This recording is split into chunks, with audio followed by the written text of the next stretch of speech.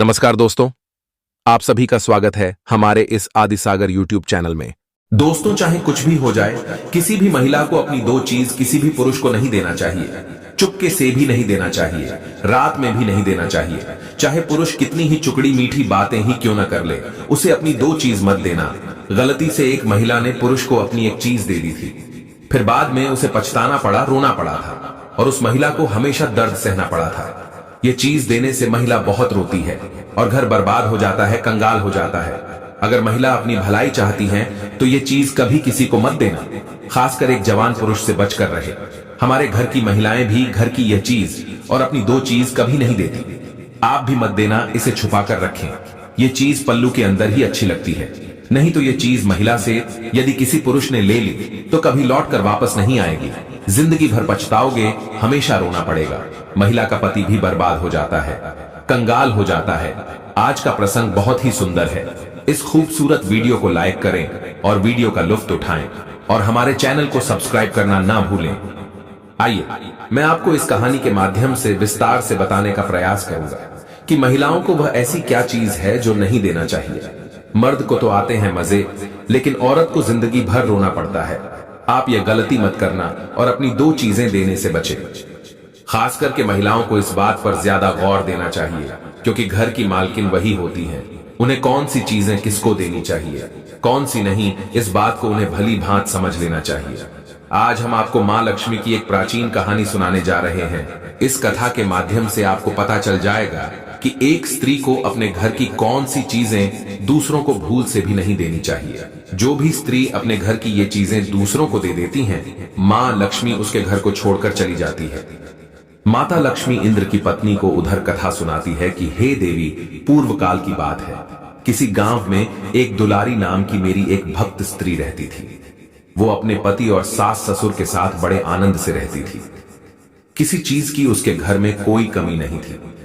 धन दौलत से उसका घर पूरी तरह से संपन्न था।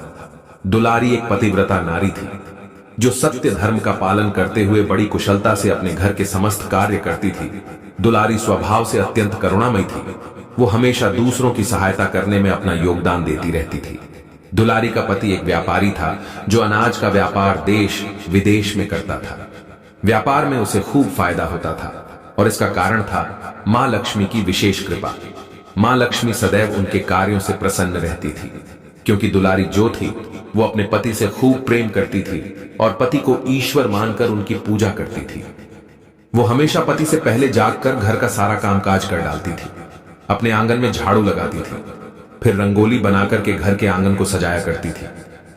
वो इस तरह से अपने घर के आंगन को चमका दिया करती थी जैसे उसका घर नहीं, कोई मंदिर हो। फिर स्नान आदि करके घर के आंगन में लगी तुलसी को जल दिया करती थी और देवी देवताओं की पूजा पाठ करती थी। ये दुलारी का रोज का काम था। और याद रखना, जिस घर की स्त्री के कर्म इस तरह के होते हैं, वो स्त्री कभी धन के लिए दुखी नहीं रहती। दुलारी घर परिवार में सबका सम्मान करती थी, हमेशा मधुर बातें किया करती थी, कभी किसी का अपमान नहीं करती थी, न उसके शब्द किसी को चोट पहुंचाते थे। पति भी अपनी पत्नी के चाल चरित्र से बहुत प्रसन्न रहता था। मित्रों, एक घर जब संपन्न होता है तो उसमें एक का नहीं, बल्कि घर के सभी लोगों का योगदान होता है। अगर एक आदमी सही रास्ते पर चले और घर के बाकी सदस्य उसके विपरीत काम करे, तो उस घर में कभी माता लक्ष्मी का आगमन नहीं हो सकता। दुलारी को देखकर लोग कहते थे, अरे ये तो वास्तव में लक्ष्मी है। जब से ये घर में आई है, तब से इस घर की तो तरक्की होने लगी है। देखो ना, दुलारी अपने परिवार का कितना अच्छे ढंग से ख्याल रखती है और पूजा पाठ, जप तप, दान दक्षिणा देने में भी कभी अपने हाथ पीछे नहीं खींचती। हर रोज उसे गाय को रोटी खिलानी होती है। और याद रखना बंधु, जो व्यक्ति हर रोज गाय की पूजा करता है, उसे भोजन देता है, उस पर सदैव मां लक्ष्मी अपनी कृपा बरसाती रहती है, क्योंकि गाय माता के अंदर महालक्ष्मी का वास होता है।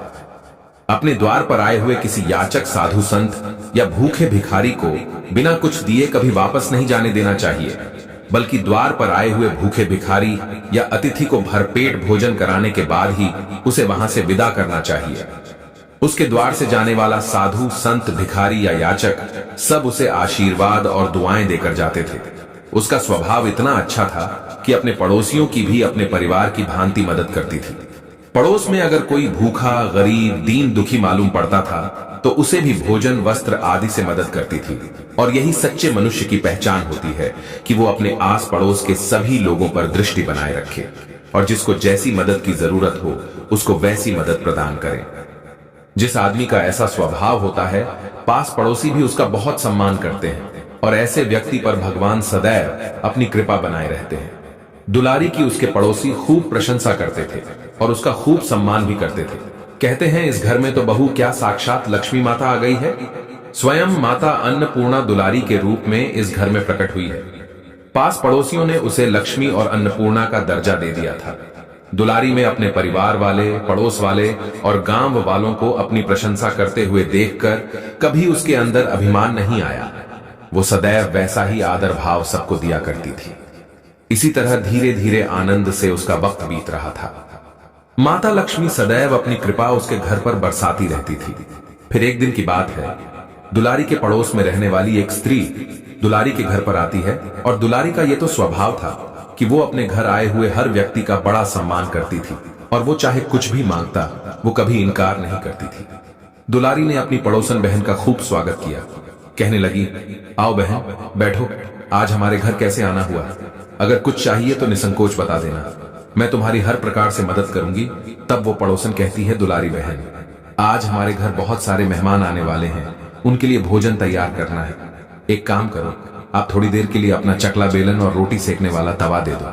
काम समाप्त होते ही मैं तुम्हारा वापस कर जाऊंगी। दुलारी कहने लगी, बहन कैसी बातें करती हो? मेरे शरीर का एक एक कतरा तुम सबका ही तो है। इसमें कौन सी बड़ी बात है जो इतना सकुचा कर कह रही हो? अभी मुझे चकला बेलन और तवे की जरूरत नहीं है, तब तक तुम अपना काम चला लो। काम हो जाने के बाद पहुंचा जाना। इतना कहने के बाद में दुलारी अपना चकला और बेलन और तवा उस पड़ोसन को दे देती है।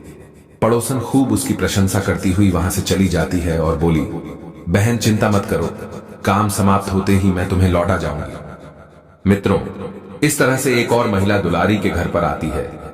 दुलारी उसका भी खूब स्वागत करती है और पूछने लगती है, बहन बताओ मैं तुम्हारी क्या सेवा कर सकती हूँ? तब दूसरी पड़ोसन कहने लगी, बहन मैं तुम्हारे पास एक जरूरी काम से आई हूँ। आज मेरे घर मेहमान आने वाले हैं और मेरा झाड़ू टूट गया है। घर का आंगन नहीं बोह रहा है। आंगन में बहुत धूल मिट्टी जमा हो गई है। थोड़ी देर के लिए तुम अपना झाड़ू मुझे दे दो, मैं अपने आंगन में झाड़ू लगाने के बाद तत्काल ही तुम्हारा झाड़ू वापस कर जाऊंगी। बेचारी दुलारी का तो स्वभाव ही नहीं था कि वो किसी को किसी चीज की मना भी कर सके। कहने लगी, बहन बस इतनी सी बात, मैं तुम्हें अभी अपनी झाड़ू लाकर देती हूं। चिंता की क्या बात है? मित्रों, दुलारी ने अपना झाड़ू लाकर पड़ोसन बहन को दे दिया। झाड़ू लेकर वो भी चली जाती है। थोड़ी देर के बाद मोहल्ले की एक और महिला दुलारी के घर आती है। दुलारी कहने लगी, अरे बहन आज तो बड़े दिनों के बाद दिखाई दे रही हो, आओ बैठो और बताओ मैं तुम्हारी किस प्रकार सहायता कर सकती हूँ। तब वो स्त्री कहती है, अरे बहन तुम बड़ी अच्छी हो, पूरा गांव तुम्हारी बड़ाई करता है, इसीलिए थोड़ा काम पड़ गया तो मैंने भी सोचा चलो क्यों ना आज दुलारी बहन से ही कुछ मदद मांग ली जाए, इसीलिए मैं तुम्हारे घर पर आ गई। दुलारी कहने लगी, बहन शीघ्र बताओ तुम्हें क्या चाहिए, ये तुम्हारा ही घर है, यहाँ किसी चीज की रोक टोक थोड़े ही है, मैं तुम्हारी सहायता अवश्य करूंगी। तब वो स्त्री कहती है, बहन क्या बताऊं, आज मेरे घर मेरी बेटी को देखने वाले मेहमान आ रहे हैं और तुम जानती ही हो कि हमारे पास इतने पैसे नहीं हैं कि हम नए वस्त्र और गहने बनवा सके और बेटी को तो दिखाना ही है। एक काम करो बहन, थोड़ी देर के लिए मुझे अपने कपड़े और गहने उधार दे। बेटी को देखने वाले जब चले जाएंगे तो मैं तुम्हारे गहने और वस्त्र वापस कर जाऊंगी। दुलारी ने कहा, अरे ये कैसी बातें कर रही हो, तुम्हारी बेटी मेरी बेटी के समान है, एक दिन क्या 2 दिन के लिए ले जाओ और हाँ किसी बात की चिंता मत करना, बेटी की शादी अच्छे से करना, जो मदद बनेगी मैं अवश्य करूंगी। इतना कहकर के दुलारी अपने गहने और कपड़े उस महिला को दे देती है और बोली, बहन इन्हें पहनकर तुम्हारी बेटी खूब राजकन्या मालूम पड़ेगी। पड़ोसन भी दुलारी की प्रशंसा करती हुई गहने और कपड़े लेकर चली जाती है। धीरे धीरे शाम हो जाती है। जब शाम होती है तो गांव की एक और बहन दुलारी के घर पर आती है। दुलारी उसकी भी खूब आवभगत करती है और बोली, बहन तुम्हें किस चीज की आवश्यकता है, बेझिझक तुम भी बताओ। तब वो बहन कहती है, बहन तुम कितनी अच्छी हो, कभी किसी बात के लिए मना नहीं करती, इसीलिए तो पूरे गांव में तुम्हारी खूब बड़ाई होती है। क्या बताऊं, आज मेरा बच्चा बड़ा भूखा है उसे पिलाने के लिए दूध चाहिए, इसीलिए मैं तुम्हारे पास दूध मांगने के लिए आई हूँ। आपकी गाय दूध देती है, थोड़ा सा दूध मिल जाता तो मेरे बच्चे का आज का दिन कट जाता। तब दुलारी कहने लगी, अरे बहन, तू इतना दिल छोटा क्यों करती है? तेरा बच्चा मेरा बच्चा है, और फिर बच्चा किसी का भी हो, उसे भूखा नहीं रखा जा सकता। तुम अभी रुको, मैं रसोई घर से उसके लिए दूध लेकर आती हूँ। इस प्रकार से दुलारी थोड़ा सा दूध लाकर उस महिला को दे देती है और फिर अपने काम में लग जाती है। मित्रों, इधर रात हो चुकी थी। रात को जब दुलारी का पति लौट कर आया तो उसने अपने पति की खूब सेवा की। उसके भोजन पानी की पूछी, कुछ घर की परिवार की बातें हुई, कुछ व्यापार की, और फिर उसके बाद खा पी कर दोनों सो जाते हैं। सुबह जब होती है तो उन्हें एक बुरी खबर सुनने को मिलती है। उन्हें सुनने को मिलता है कि उनका पूरा गोदाम चोरों ने काट लिया है। दुलारी का पति व्यापारी था, उसका जितना माल था वो सब गोदाम में रखा हुआ था और उस माल को चोर चुरा ले गए। ये सुनकर के वे दोनों पति पत्नी घबरा जाते हैं, क्योंकि उनकी गोदाम से सारा माल चोरी हो चुका था। दुलारी भी बहुत दुखी होती है, लेकिन उसने अपने पति को धैर्य बंधाया और कहा कि देखिए, निराश मत होइए, अभी हमारे घर में जो कुछ भी धन है उसी से हम फिर से अपना व्यापार शुरू कर लेंगे। इतना कहकर दुलारी जब अपनी अलमारी खोलकर देखती है तो पता चलता है कि अलमारी में रखा हुआ धन भी गायब हो जाता है। अलमारी के अंदर रखा हुआ धन भी चोरी हो गया था। अब तो ये उनके लिए और भी ज्यादा तोड़ देने वाली खबर थी।